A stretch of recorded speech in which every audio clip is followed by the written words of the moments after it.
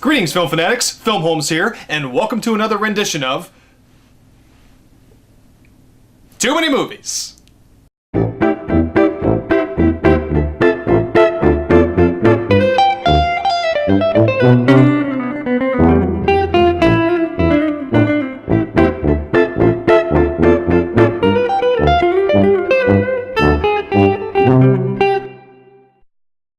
Now, I planned on starting off 2017 with a couple other movies that I had finally seen from my collection, but something occurred to me.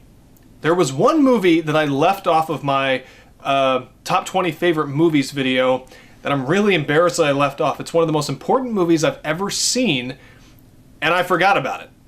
I've seen so many movies, I guess that's, bound to happen, but this movie probably should have been on there instead of, I would say probably instead of The Princess Bride, which is very important to me, especially in terms of me wanting to become a filmmaker and a writer, but this one meant a lot more, because I'm just so embarrassed that I forgot about this. So you can consider this number 21 of my top 21 favorite movies now, because this one is very, very important. So I figured I'd make up for it and do a review of it. And I'm actually talking about the classic film from 1997 that launched Matt Damon and Ben Affleck into the Hollywood stratosphere, Good Will Hunting.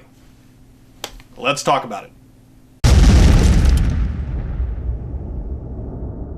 So this was actually written by Matt Damon and Ben Affleck, two people at the time who were struggling actors in a way. I mean, they were doing what they could in Hollywood, but nothing big yet. But they wrote this screenplay, and long story short, ended up winning them an Academy Award for Best Original Screenplay, and like I said, launched them into stardom. This movie was also directed by Gus Van Sant, and this won an Oscar for Robin Williams for Best Supporting Actor, the only Oscar he ever won in his career. First, I'll talk about the story. It's about Will Hunting, played by Matt Damon, who is basically a nobody. He's kind of a bum. Okay, not a bum, but kind of a loser. He works as a janitor at a college, and the reason why I say he's kind of a bum and a loser is because he chooses that, even though he is extremely intelligent, but he keeps it to himself. He does math problems that are on the board in the school at night, he solves them and then doesn't take credit for them. He's very troubled. He's been troubled since youth. He's never really had a family. He's gone from foster home to foster home because his real family sucked ass. And the only people we have are his close-knit friends, one of them played by Ben Affleck. After a brawl where he seriously beats up a guy and is arrested, he's told to go to counseling, and also because one of the problems he solved, it was a certain teacher at the college that he works at, and he found out it was Will Hunting, and he wants to mentor him and help him, but he's got to get this counseling in order to appease the courts. So he goes to see Robin Williams, a troubled psychiatrist with a troubled past because his wife passed away and his life has never really been back on track. And they end up kind of helping each other, and the story is mainly about Will Hunting reach his potential and stop being so angry. And along the way, he also has a love interest played wonderfully by Minnie Driver, and that's basically what the movie is about. It's a wonderful character study of a troubled soul who has so much more to give, but doesn't really know if he wants to, doesn't really want that kind of attention, doesn't want to be better than his friends or people in his community, but, he should be because he has a gift. Now, the screenplay in this is top-notch, and frankly, I think it did deserve the Best Academy Award. The Academy Award for Best Original Screenplay back in '97. It was against a lot of great screenplays, like As Good as It Gets. I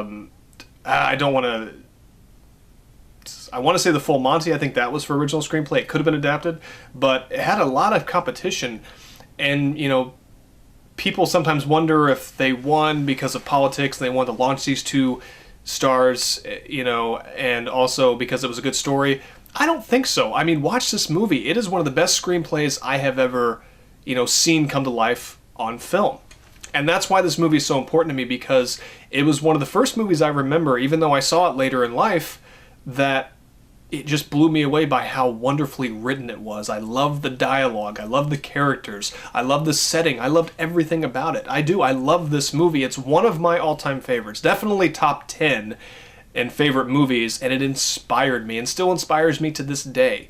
Matt Damon gives a wonderful performance. He was also nominated for Best Actor at the Academy Awards, as well as winning for Best Original Screenplay. That was a huge feat. And not many people get an acting and a writing award at the same year. Robin Williams, to me, gives the best performance of his life, and he gave us so many good performances when he was with us, and so many great Academy Award-nominated performances. I know because he won this one, it's easy to say it's his best, but I really think it is, because he brings everything to the table. His comedy chops, his dramatic chops, everything. And he is what a supporting performance is supposed to be. He doesn't overshadow the movie, but without him, the movie would not have been as nearly as good. He brought a lot to it, and it's my favorite performance by Robin Williams, and, you know, I miss him just like everybody else does. But, you know, and even Ben Affleck gets a good moment with Will towards the end of the movie where it shows his acting chops, and it's probably my favorite scene of him as an actor. And he's had a good amount of scenes, acting-wise, but that's definitely my favorite, and I won't ruin it. Is it Stellan Skarsgård, I believe, is his name? Yes. Gives a wonderful performance as the teacher trying to help Will, not really exploit Will's talents, but, you know, in a way he kind of is, but he does a great job. Minnie Driver was nominated for Academy Award as well for Best Supporting Actress. Really one of the few things I've seen her in, but she's wonderful as well. Beautifully directed by Gus Van Sant, and the music is wonderful. Everything just came together in this movie to make a near perfect film. And like I said, it inspires me to this day. And it's one of a movie poster that I wish I had in my apartment that I kind of wish I would have bought. Probably could have replaced a couple of ones that I have. But one day when I get a bigger apartment, Good Will Hunting will probably be one of the first movie posters I buy if I have room to put it on the wall. But anyway, it's one of my all-time favorite movies, one of the top 10, and it is one of the best movies ever made. It really is. Everything is top-notch, and I'll just end up repeating myself a lot, so I'm not going to do that. But go figure, Good Will Hunting, I will give a 5 out of 5. I mean, how could I not? It is so good. It's so deliciously delectable. It's what a film should be, and it makes you think, it makes you laugh, it can make you cry, it makes you mad. The characters are lovable. I can't think of anyone who's really a bad guy in this, minus the guy that Will outdoes in the bar, says, "Do you like apples?" But he's not a villain in it. He's only in it for that one scene. And the ending, I think, is perfect and beautiful, and that's what this movie is. It's a beautiful, beautiful movie. And everything came together. You know, the stars aligned to make Good Will Hunting what it is, what it was, what it forever will be. And I thank it because this is actually the film that made me start writing screenplays. That made me curious about it. And like I said, I'm embarrassed I didn't put it in my top 20 because it really is that important to me. And, you know, it always, every time I watch it, it makes me want to go write something, you know, just to be creative. It gives me that creative spark that sometimes, you know, I lose a little bit, you know, and kind of need a reminder of why I want to do what I do. But Good Will Hunting, still amazing to this day. And there you go. There's my review of Good Will Hunting. I still can't believe I left it off of that list, but I made up for it now. And even talking about it, I want to go watch it. I actually haven't watched it in a little while, but I've seen it probably 20, 25 times, maybe even 30 times in my life, and I'll watch it probably double or triple that. Hopefully I live a long life so I can do that.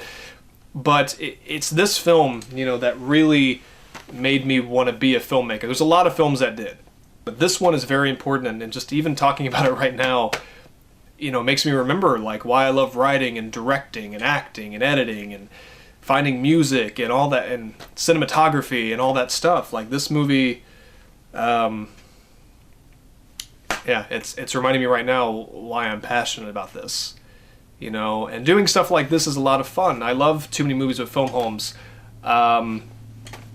You know, it's helped me watch a lot of movies. I love talking about movies, but you know, at the end of the day, like I want to be a filmmaker, and yeah, I mean that's what I want to do. So it's like it's fun putting on this shirt and this coat, but you know, I don't know. Maybe I need to focus more on filmmaking than I do on something like this. I don't know. I don't know. I'm sorry. I'm thinking out loud.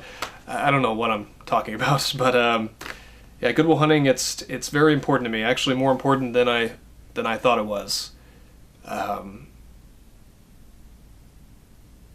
don't know. Maybe after I finish this, I need to go do some writing or something. Yeah.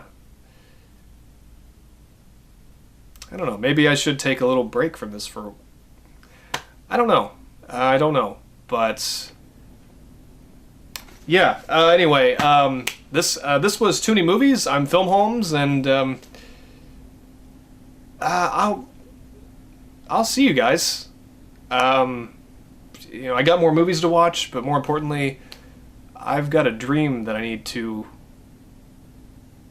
fulfill, to have come to light. Anyway, sorry. So yeah, thank you very much for watching me, and I'll see you again. Yeah. So yeah.